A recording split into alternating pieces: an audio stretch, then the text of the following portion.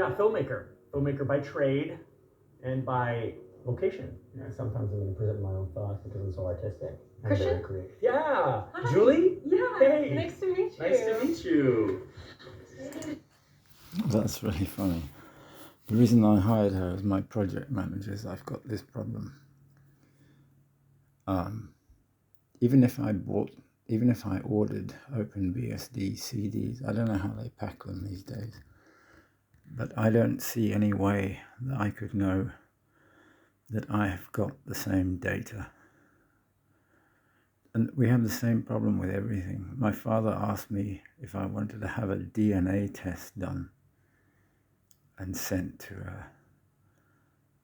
a doctor friend of his who could advise me on diet based on my DNA profile. And it's the same thing.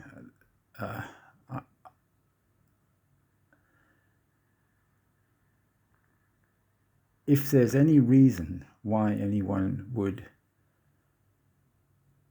want to change something in either a DNA test result or an OpenBSD 7.4 CD set, then I have no basis on which to trust the result unless it's connected with personal trust and with people. Perhaps if I was more religious, I would believe in God and think God could do this, but seriously, if we're relying on God to authenticate our communications,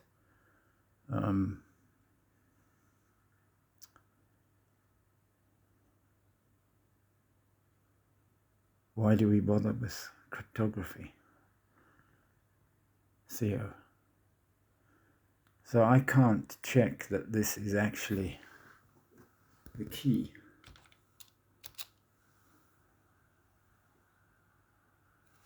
I guess that's readable on the video.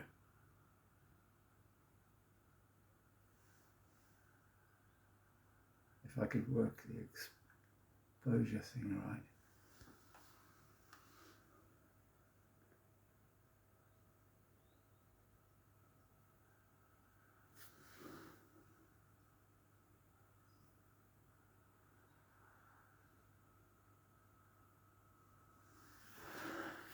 And it would be pretty hard to fake that video. But the problem is that that's printed on the screen. I don't know that there's not a hook in the library function, which means that the disk contents would be reported differently to the Signify program when I run that. Because I'm on an untrusted box, I downloaded this using Microsoft Windows from a dodgy Wi-Fi connection. So the reason I hired Julie Norkey as my project manager is there might be a way that she could get a set of OpenBSD disks to me in some way that I could actually believe that they were the same data. But it's a real challenge. It's a serious challenge. And it's because of the difficulty of that problem that I think a better way to do software is to do it starting at the abstract and going down to the concrete. That trust in concrete representation is kind of infinitely,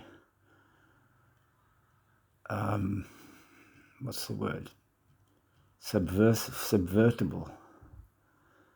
There is no end to the depths of the possibility of the subversion. So I think we need to start at the top. And I think that's easier. Except all of our software, all of our stuff is concrete representation. We do not have abstract representations of semantics and systems to work from.